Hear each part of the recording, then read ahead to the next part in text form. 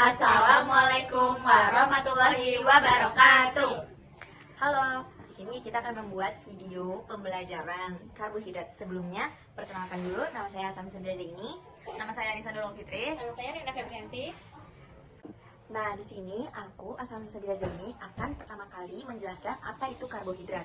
Sebelumnya, karbohidrat itu adalah salah satu atau beberapa senyawa kimia termasuk gula, fatih, dan serat. Karbohidrat tersusun atas unsur karbon, hidrogen, oksigen, terdapat dalam tumbuhan, beras, jagung, gandum, dan umbi-umbian. Dan terbentuk juga karbohidrat melalui proses asimilasi dalam tumbuhan. Karbohidrat ada dua jenis karbohidrat, sederhana dan kompleks. Karbo sederhana itu ada berbagai contoh, kayak dari bahan sumber makanan, terus contohnya ada gula pasir, gula aren, gula tepung, gula kastor, gula batu, sirup, dan karamel. Dan yang kedua ada karbo kompleks. Karbo kompleks juga ada beberapa contoh. Contohnya ada gandum utuh, sayuran berpati seperti ubi jalar, kentang, labu, lobak, dan juga ada kacang-kacangan dan buah-buahan. Sebelumnya, pasti kalian tahu karbohidrat itu makanan sehari-hari kita seperti nasi, kentang, dan lain-lain. Nah, di sini kita sekarang mau jelasin lebih dalam lagi tentang manfaat dan kegunaan karbohidrat dalam kehidupan sehari-hari. Karbohidrat itu apa sih dalam kehidupan sehari-hari? Kegunaannya sebagai sumber energi utama bagi tubuh. Namun tanpa karbohidrat akan sakit kepala, lemas, dehidrasi, mual, pusing, dan mudah emosi.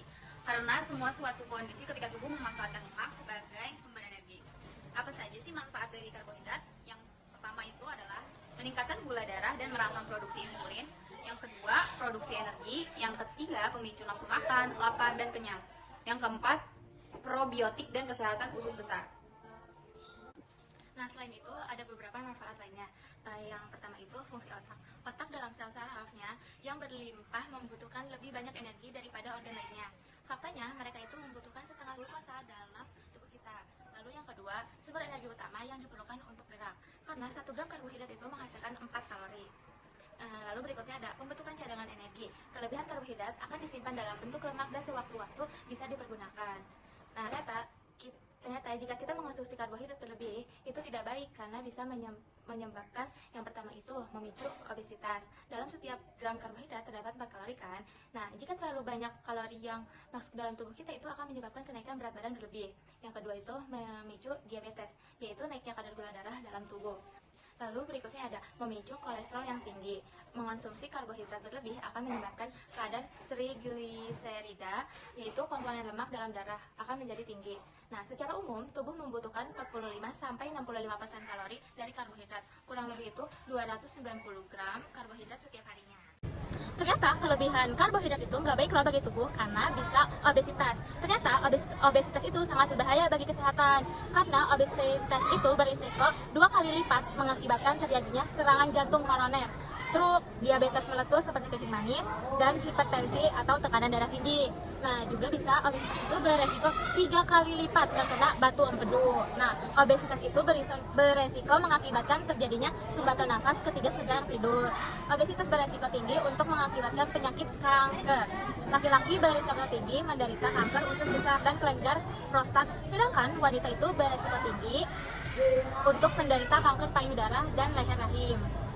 Obesitas itu beresiko meningkatkan lemak dalam darah dan asam urat. Obesitas dapat mengakibatkan menurunnya tingkat kesuburan reproduksi. Nah, selain obesitas, diabetes juga termasuk penyakit salah satu yang tingginya karbohidrat. Sebelumnya, diabetes itu adalah kondisi medis berupa tingginya kadar gula darah dalam tubuh. Kondisi ini seringkali dipicu oleh pola makan yang tidak sehat. Kalian sering kan pasti yang kayak gitu-gitu. Karena itu untuk mencegahnya, kita perlu menerapkan pola hidup sehat, membatasi asupan makan penyebab diabetes. Yang pertama ada makanan tinggi karbohidrat. Kalian pasti tahu, gulali pun itu tinggi karbohidrat kan, gulali itu tinggi karbohidrat. Terus ada cemilan kemasan, kalian tahu kan, kalian pasti sering kan cemilan kemasan. Buah kering, sekarang tuh sering banget banyak pengolahan yang buah dijadiin buah. Terus ada makanan yang mengandung lemak trans, itu kayak lemaknya jauh lebih tinggi itu tuh. Terus ada minuman berenergi, beralkohol. Itu minuman beralkohol itu bukan menyebabkan diabetes lagi, tapi itu bisa menyebabkan kerusakan tubuh. Terus ada daging olahan. Daging olahan itu kan kayak seperti apa ya? Sekarang kan banyak ya kan, kayak daging di kaleng gitu. ya kan, yang di Indomaret gitu. Nah selanjutnya ada bagaimana mencegah obesitas dan mencegahnya si diabetes ini. Yang pertama itu menjaga berat badan ideal, yang kedua rutin olahraga, yang ketiga istirahat yang cukup, yang keempat rutin minum air putih dan kurang lebih dari 5, berhenti merokok, keenam mengelola stres sebaik mungkin, dan yang terakhir mengonsumsi makanan sehat dengan gizi yang seimbang. Cara mencegah obesitas yang pertama itu mengatur pola makan, yang kedua tidak mengonsumsi gula, garam, lemak secara berlebihan, karena yang berlebihan itu nggak baik ya guys. Yang ketiga rutin melakukan aktivitas fisik, yang keempat tidak mengonsumsi rokok dan alkohol, yang kelima konsultasi ke dokter. Oke, sekian guys, itulah penyakit-penyakit kalau kita mengonsumsi tingginya karbohidrat yang berlebih. Memiliki beberapa fungsi. Yang pertama, sebagai sumber energi yaitu glukosa pada makhluk hidup. Karbohidrat dapat dibentuk melalui proses fotosintesis. Proses ini menyediakan makanan bagi hampir seluruh kehidupan di bumi, baik secara langsung maupun tidak langsung. Organisme autotrof seperti tumbuhan hijau, beberapa bakteri alga dan fitoplankton mampu melakukan fotosintesis sehingga dapat memanfaatkan hasil fotosintesis secara langsung. Karbohidrat menyediakan kebutuhan dasar yang diperlukan tubuh makhluk hidup, khususnya glukosa atau modiosakarida, yang merupakan doktrin utama sel pada vertebrata. Glukosa mengalir dalam aliran darah sehingga tersedia bagi seluruh sel tubuh. Sel-sel tubuh menyerap glukosa dan mengambil energi yang tersimpan di dalamnya melalui proses respirasi seluler. Fungsi karbohidrat selanjutnya yaitu sebagai cadangan makanan, misalnya pati pada tumbuhan dan glikogen pada hewan dan manusia. Coba perhatikan gambar tumbuhan berikut ini. Merupakan beberapa contoh tumbuhan berikut.